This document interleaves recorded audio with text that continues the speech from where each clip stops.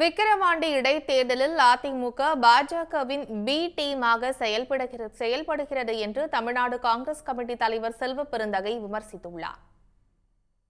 மறைந்த முன்னாள் அமைச்சர் கக்கனின் 117வது பிறந்த நாளை முன்னிட்டு சென்னை சத்தியமூர்த்தி பவனில் அவரது உருவப்படத்திற்கு காங்கிரஸ் கட்சி சார்பில் மலர் தூவி மரியாதை செலுத்தப்பட்டது. பின்னர் விக்கிரவாண்டி இடைத்தேர்தலில் திமுக வேட்பாளர் அன்னியூர் சிவாவுக்கு ஆதரவு அளிப்பது தொடர்பான ஆலோசனை கூட்டம் நடைபெற்றது. அதன் பின் செய்தியாளர்களை சந்தித்த செல்வ பெருந்தகை, பாமக மற்றும் பாஜகவுக்கு மறைமுகமாக ஆதரவு தெரிவிக்க வேண்டும் என்பதற்காகவே விக்கிரவாண்டி இடைத்தேர்தலை அதிமுக புறக்கணித்திருக்கிறது என்றார்.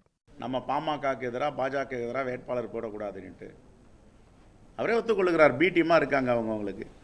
வரும் 22 அல்லது 23ஆம் தேதி விக்கிரவாண்டியில் காங்கிரஸ் செயல் வீரர்கள் கூட்டம் நடத்த இருப்பதாகவும், திமுக வேட்பாளருக்கு ஆதரவாக வீடு வீடாக சென்று பிரச்சாரம் மேற்கொள்ள இருப்பதாகவும் அவர் கூறினார்.